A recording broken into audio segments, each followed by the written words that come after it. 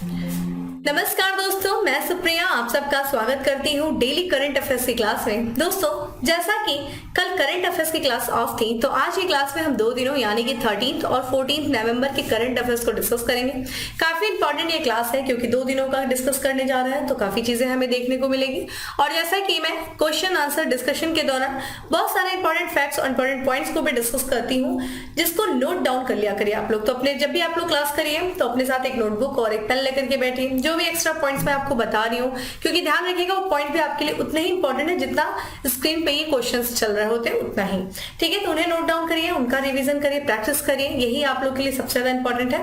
तो चलिए जल्दी से आप सभी लोग सेशन से जुड़ जाइए, सेशन को शेयर करिए।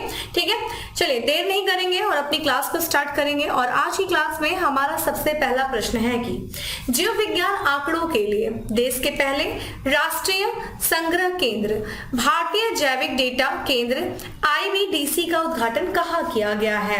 ऑप्शंस आप लोग के सामने हैं, स्क्रीन पे ऑप्शन दिया हुआ है और वीडियो को पॉज करिए, आंसर दीजिए। तो देखिए दोस्तों, इसका जो करेक्ट आंसर है वो है ए, हरियाणा में जो है ये भारतीय जैविक डेटा केंद्र का उद्घाटन किया गया है। किस चीज के लिए दोस्तों? तो ये जीवन विज्ञान के आंकड़ों को एकत्रित करेगा और ध्यान रखिएगा ये देश का पहला राष्ट्रीय संग्रह केंद्र है। ठीक है, पहला है ये। और यहाँ पे हम बात करें, अगर आपसे स्पेसिफिक पूछ दे, हरियाणा स्टेट तो पूछ दे, हरियाणा में भी कहाँ किया गया है दोस्तों? तो हरियाणा के फरीदाबाद में किया गया है।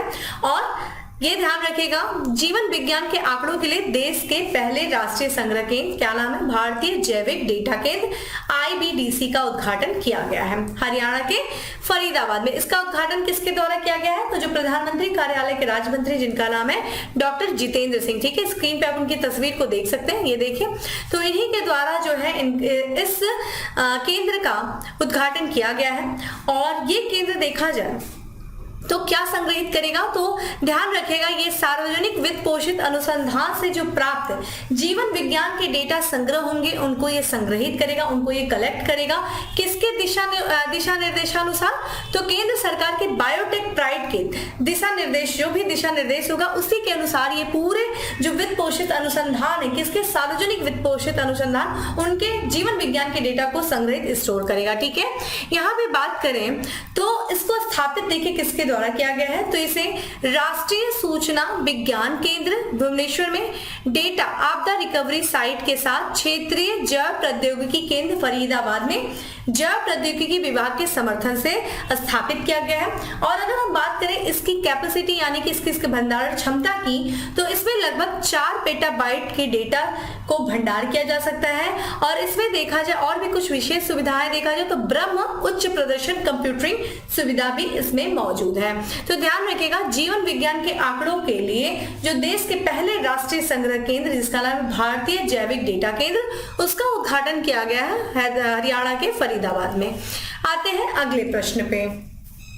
नेक्स्ट क्वेश्चन है हमारा कि किस वर्ष तक राष्ट्रीय जैव ऊर्जा कार्यक्रम लागू किया जाएगा? ठीक है, तो राष्ट्रीय जैव ऊर्जा कार्यक्रम किस वर्ष तक लागू किया जाएगा? ऑप्शंस आपके सामने है, वीडियो को पॉज करिए और कमेंट बॉक्स में आंसर करिए दोस्तों। तो देखिए इसका जो करेक्ट आंसर है वो है सी है, यानी कि 2025 से लेकर के 2026। ठीक है, 2025-26 के बीच में जो है राष्ट्रीय जैव ऊर्जा कार्यक्रम लागू किया जाएगा। आइए इसके बारे में देख लेते हैं। तो जो ये मंत्रालय है, नवीन और नवीकरणीय ऊर्जा मंत्रालय, उन्होंने ये घोषणा किया है, उन्होंने डिक्लेयर किया है कि जो राष्ट्रीय जैव ऊर्जा कार्यक्रम है उसको 2025-26 से क्या किया जाएगा? लागू कर दिया जाएगा। ठीक है, इसको जो है ये नेशनल बायो एनर्जी जो प्रोग्राम है, राष्ट्रीय जैव ऊर्जा कार्यक्रम है, इसको लागू करने का उद्देश्य क्या है?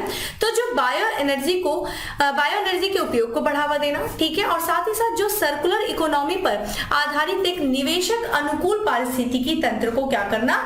बनाना। ठीक है, तो जो आपका बायो एनर्जी दोस्तों आपको पता ही होगा, ऐसी एनर्जी, ठीक है, ध्यान रखिएगा एनर्जी क्या, यानी कि बिजली और गैस, ये सब एनर्जी हो गई।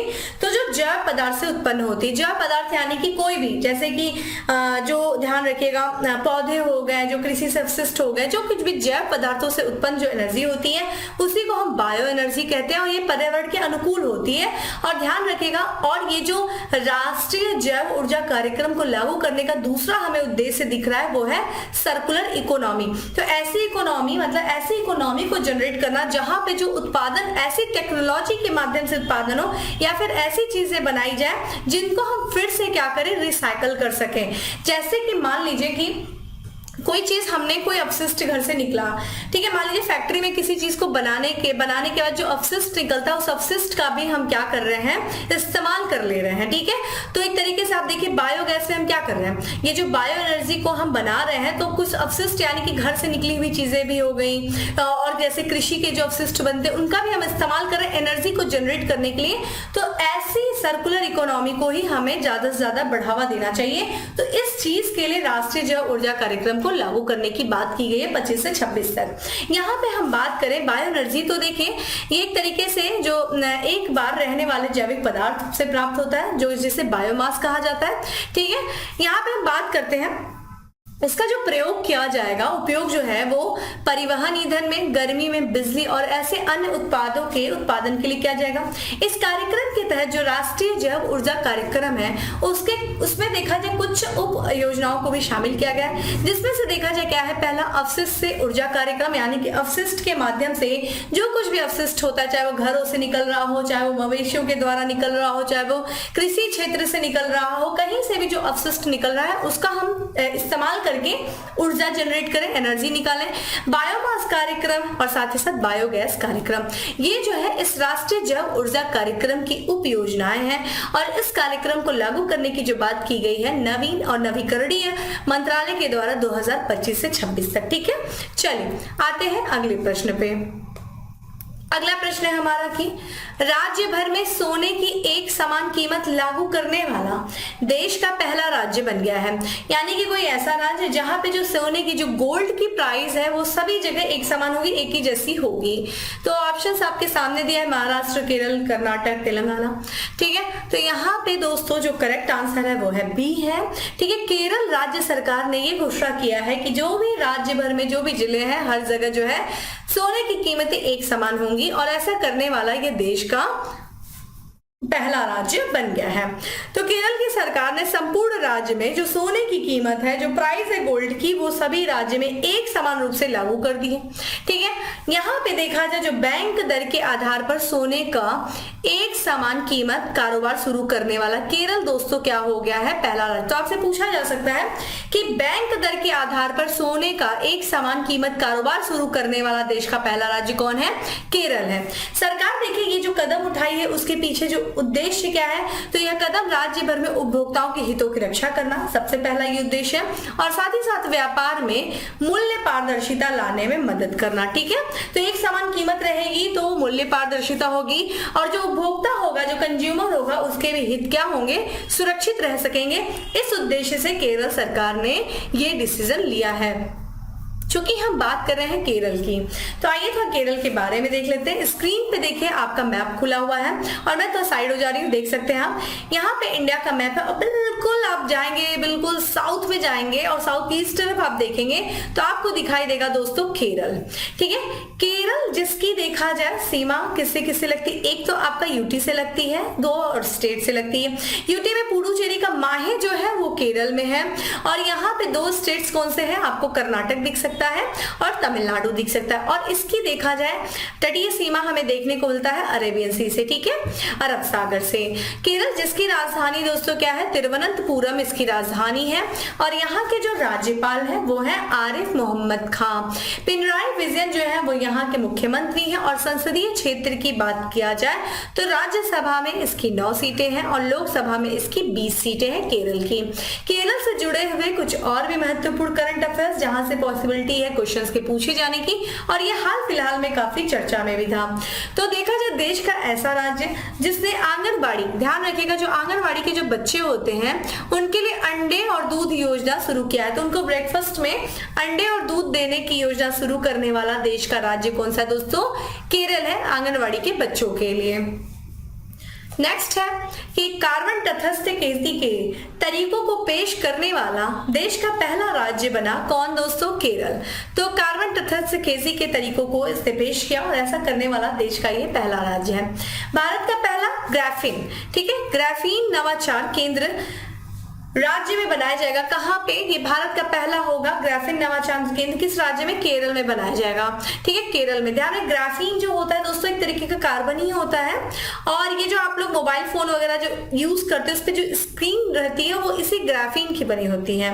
ठीक है, तो यहाँ पे जो नेक्स्ट हमारा है केरल से रिलेटेड करंट अफेयर्स वो है कि देश में अपनी इंटरनेट सेवा शुरू करने वाला पहला और एकमात्र राज्य कौन सा है? केरल है। तो ये अपनी ही इंटरनेट सेवा शुरू किया है और ये देश का पहला राज्य केरल है। तो ये केरल से रिलेटेड कुछ महत्वपूर्ण करंट अफेयर्स थे जो काफी इंपॉर्टेंट है। आते हैं हम अपने अगले प्रश्न पे। नेक्स्ट क्वेश्चन है हमारा कि हाल ही में कहा 108 फीट ऊंची कांस्य प्रतिमा जिसका नाम है स्टैच्यू ऑफ प्रॉस्पेरिटी का अनावरण किया गया? मुंबई, गांधीनगर, हैदराबाद या फिर बेंगलुरु? ठीक है, मैं ऑप्शंस नहीं पढ़ूंगी। बहुत सारे बच्चों ने बोला कि मैम ऑप्शंस नहीं पढ़ा करिए, मुझे भी सही लग रहा था। ठीक है, तो कभी कभी मैं पढ़ लेती हूँ दूसरों के लिए भी। तो देखिए वीडियो को पॉज कर लिया करिए, आंसर दे दीजिए, फिर आप मैं आगे बढ़ती हूँ। तो यहाँ पे दोस्तों जो करेक्ट आंसर है वो है डी है, यानी कि बेंगलुरु में ये स्टैच्यू ऑफ प्रॉस्पेरिटी का अनावरण किया गया है, जो कि कितनी ऊंची ये प्रतिमा है? कांस्य की ये प्रतिमा है। ठीक है, 108 फीट ऊंची ये प्रतिमा है और देखिए स्क्रीन पे आप इस प्रतिमा को देख सकते हैं। ठीक है, कांस्य युगीन सभ्यता है ना भारत की, हड़प्पा सभ्यता प्राचीन ज्ञात सभ्यता में से सबसे प्राचीन सभ्यता। ठीक है, कांसे का इस्तेमाल होता था। कांसा बनता है किससे? तांबे को टीन के साथ मिलाते थे। ठीक है, तो कांसा बनता था। तो ये जो है प्रतिमा जिसका अनावरण प्रधानमंत्री नरेंद्र मोदी जी ने किया है, और ये प्रतिमा है किसी नाथ प्रभु केम्पेगौड़ा की ये प्रतिमा है, जो कि कितनी ऊंची है? 108 फीट ऊंची है, और ये कांसे की प्रतिमा है जिसका नाम है स्टैच्यू ऑफ प्रॉस्पेरिटी, जिसका अनावरण प्रधानमंत्री नरेंद्र मोदी जी ने किया है। स्क्रीन पे आप इसकी तस्वीर देख सकते हैं। और इस पूरे प्रतिमा को, इस स्टैच्यू को बनाया किसने दोस्तों? तो रामवी सुतार ने बनाया है। ध्यान रखिएगा, रामवी सुतार वही हैं जिन्होंने प्रसिद्धि हासिल की थी कौन सी स्टैच्यू बना करके? Statue of unity. इसको रामवी सुतार ने ही बनाया था, और इसको भी स्टैच्यू ऑफ प्रॉस्पेरिटी को भी इन्होंने ही बनाया। और इस पूरे स्टैच्यू को बनाने में देखा जाए 98 टन जो कांस्य लगा, और यहाँ पे जो लगा, ठीक है, और 120 टन क्या लगा दोस्तों? स्टील का उपयोग यहाँ पे किया गया है। ठीक है, तो ध्यान रखिएगा। और अगर हम बात करें इसके बारे में, कौन किन के बारे में, तो ये केम्पेगौड़ा जी कौन थे? तो इनको माना जाता है कि बेंगलुरु के जो संस्थापक के रूप में इनको श्रेय दिया जाता है। 16वीं शताब्दी में विजयनगर साम्राज्य के ये सरदार थे, सामंत थे ये, और वहां यहाँ पे ये नाथ प्रभु केम्पेगौड़ा, और इनको कहा जाता है कि जो बेंगलुरु को संस्थापकों के रूप में इनको जाना जाता है। एक तरीके से इन्होंने महत्वपूर्ण भूमिका निभाई थी बेंगलुरु की स्थापना में। ठीक है दोस्तों, आप मुझे कमेंट बॉक्स में बताइए कि स्टैच्यू ऑफ यूनिटी जो है वो किसकी है? ठीक है, किस राज्य में है और पर्टिकुलर कहां पे? आप मुझे कमेंट बॉक्स में आंसर कीजिए स्टैच्यू ऑफ यूनिटी के बारे में। ठीक है, आते हैं नेक्स्ट क्वेश्चन। आधुनिक चुनावी विज्ञान के जनक जिनका 98 वर्ष की आयु में निधन हो गया, न उनका नाम क्या था? तो ये आधुनिक विज्ञान के जनक कहे जाते हैं। चलिए कमेंट बॉक्स में आंसर करिए, वीडियो को पॉज क्या करिए। तो यहाँ पे दोस्तों जो करेक्ट आंसर है वो है ए है, सर डेविड बटलर, जिनको आधुनिक चुनावी विज्ञान का जनक कहा जाता है। हाल फिलहाल में इनका निधन हो गया है 98 ईयर्स की एज में। आप स्क्रीन पे इनकी तस्वीर देख सकते हैं सर डेविड बटलर की, जिनका भी निधन हो गया है, जो कि आधुनिक चुनाव विज्ञान के जनक थे। और ध्यान रखिएगा ये विश्लेषक थे, जो बीबीसी के ये पूर्व चुनाव विश्लेषक थे, जो इलेक्शन पे जो कमेंट्री करते हैं उसके ये थे। और ध्यान रखिएगा इन्होंने अवधारणा पेश की थी किसकी? एग्जिट पोल की, और वोट स्विंग की अवधारणा को पेश करने वाले यही थे। आप देखते होंगे जब भी इलेक्शंस होता होगा तो इलेक्शन के रिजल्ट आने से पहले एग्जिट पोल बताया जाता है कि हो सकता है ये पार्टी जीतेगी, हो सकता है ये इसको इतने वोट गए हैं। तो उसकी जो उस अवधारणा को जन्म जिसने दिया था वो सर डेविड बटलर ही थे। इसके अलावा देखा जाए इनको father of the election science किसने कहा था? तो इन्हीं के मित्र हैं बटलर जी के, जिनका नाम है माइकल क्रिक।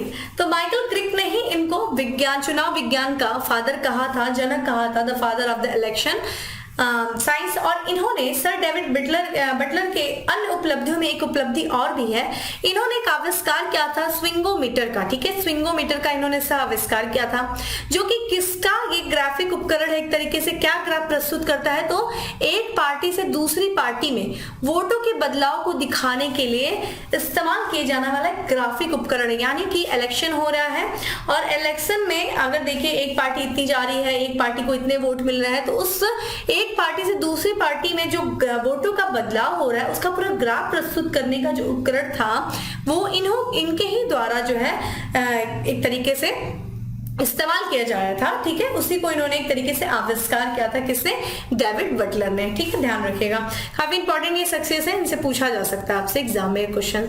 अगला क्वेश्चन है हमारा कि बढ़ते वैश्विक मंदी के खतरे के बीच मूडीज ने 2022 के लिए भारत के आर्थिक विकास अनुमानों को घटाकर कितना प्रतिशत कर दिया। मूडीज जो कि रेटिंग एजेंसी है और इसने देखा जाए भारत के आर्थिक विकास अनुमान को घटा दिया है। ऑप्शंस आपके सामने है, वीडियो को पॉज करें, आंसर करें। तो दोस्तों इसका करेक्ट आंसर है 7%, घटा करके 7% कर दिया है। आइए इसके बारे में देख लेते हैं।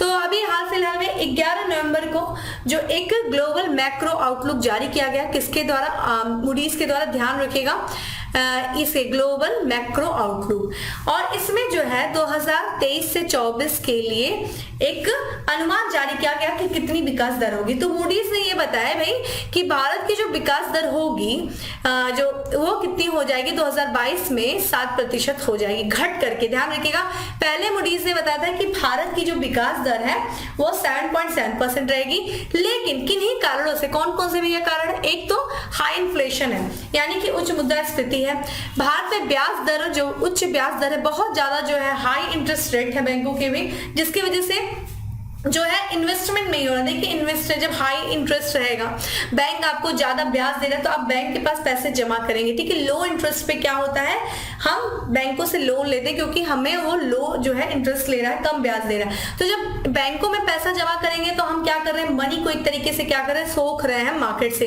और मार्केट से मनी को ही सोख ले तो इन्वेस्टमेंट नहीं होगा, इन्वेस्टमेंट नहीं होगा तो रोजगार का सृजन नहीं होगा, रोजगार का सृजन नहीं होगा तो पर कैपिटा इनकम कैसे बनेगा। तो उच्च ब्याज दरों के भी वजह से पूरी तरह से प्रभावित हो रही है भारत की विकास दर। और ऊपर से इसके साथ देखा जाए कि वैश्विक जो विकास है, यानी कि जो वैश्विक विकास की गति भी काफी धीमी, ये सब जो कारण की वजह से भारत की जो 2022 की विकास दर, जिसको पहले मूडीज ने 7.7% अनुमानित किया था, उसको घटा करके 7% कर दिया है। वहीं पे 2023 की भी विकास दर को घटाया है, कितना, 4.8% कर दिया है, लेकिन 2024 को बोलता है भाई बढ़ जाएगी, कितनी हो जाएगी, 6.4% हो जाएगी। इसी के साथ साथ देखा जाए कुछ और भी महत्वपूर्ण एजेंसियां हैं जिन्होंने भारत के विकास दर के बारे में बोला है, भारतीय अर्थव्यवस्था का विकास दर का अनुमान लगाया है 11 नवंबर तक का। तो ये इंपॉर्टेंट है, काफी पूछा जा सकता है आपसे एग्जाम में। सबसे पहले जो देश का केंद्रीय बैंक, सेंट्रल बैंक यानी कि भारतीय reserve bank, RBI, reserve bank of India, उसने 2022-23 के लिए 7% बोला है। वर्ल्ड बैंक यानी कि विश्व बैंक ने 6.5% बोला है। अंतरराष्ट्रीय मुद्रा कोष, इंटरनेशनल मॉनेटरी फंड, यहाँ पे देखा जाए कितना 6.8 है। एशियाई विकास बैंक, एशियन डेवलपमेंट बैंक कितना 7% है 2022 के लिए। स्टैंडर्ड्स एंड पुअर्स देखा जाए तो 7.3% है।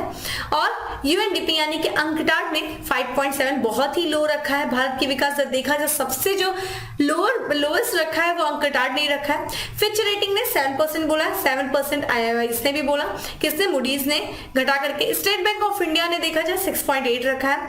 इंडिया रेटिंग ने 6.9 है। यहाँ पे OECD ने देखा जाए तो 6.9 रखा है। तो ये कुछ महत्वपूर्ण रेटिंग एजेंसियां हैं जिन्होंने भारत के विकास दर के बारे में बताया। तो एजेंसी संस्थान से जो भी कुछ ये से पूछा जाता है क्वेश्चन, आपकी इकोनॉमिक्स से संबंधित यहीं से प्रश्न पूछे जाते हैं। ठीक है, आते हैं अगले प्रश्न पे। नेक्स्ट क्वेश्चन है हमारा कि निम्नलिखित में से किस राज्य ने India agri business best state award 2022 जीता है। चलिए कमेंट बॉक्स में आंसर करते रहिए। तो कौन सा राज्य है जिसने India agri business based state award जो जीता है। तो यहाँ पे करेक्ट आंसर दोस्तों हो जाएगा सी, हरियाणा ने जीता है। आइए इसके बारे में देख लेते हैं। देखिए हरियाणा के बारे में हम लोग दोबारा चर्चा करें, दूसरी बार, आज की क्लास में 2 बार हरियाणा के बारे में बात कर लिए।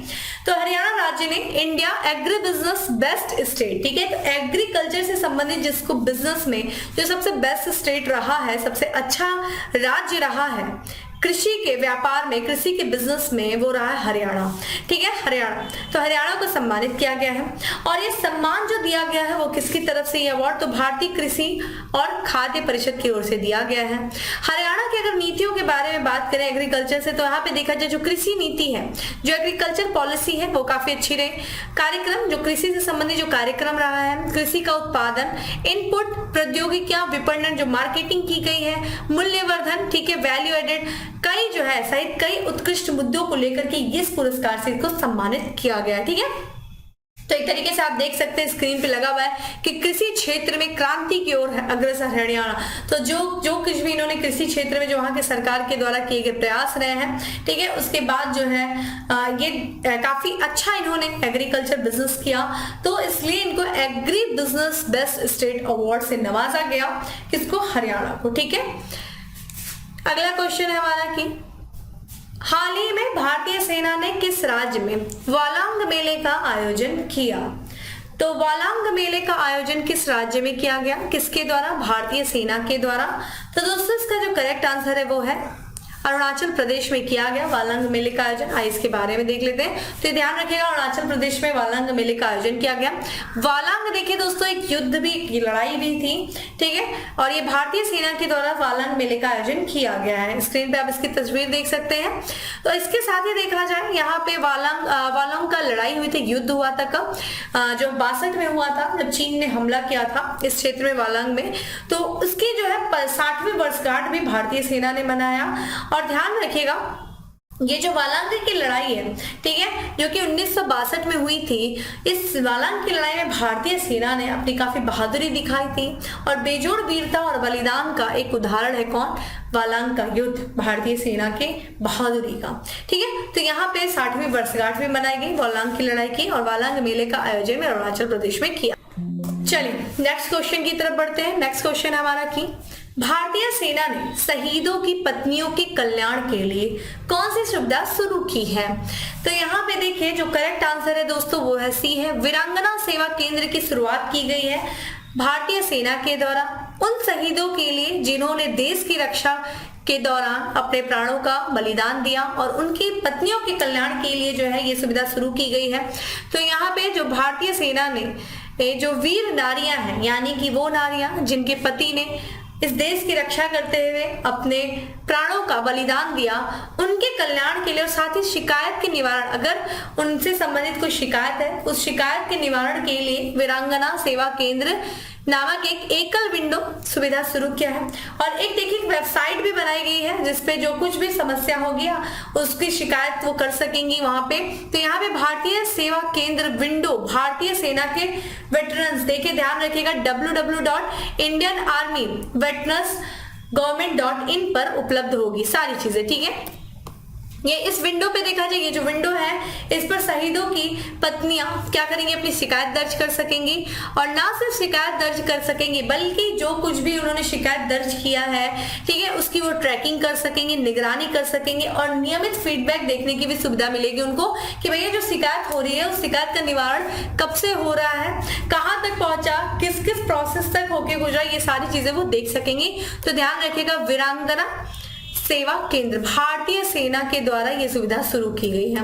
ठीक है, आते हैं लास्ट क्वेश्चन पे। हमारे आज का लास्ट क्वेश्चन है कि निम्नलिखित में से कौन सा देश तीसरे मंत्री स्तरीय नो मनी फॉर टेरर सम्मेलन का आयोजन करेगा। ठीक है, तो यहाँ पे दोस्तों जो करेक्ट आंसर है वो कोई और नहीं बल्कि हमारा प्यारा देश भारत जो है वो नो मनी फॉर टेरर सम्मेलन का आयोजन करेगा। और ध्यान रखिएगा ये तीसरा मंत्री स्तरीय सम्मेलन होगा।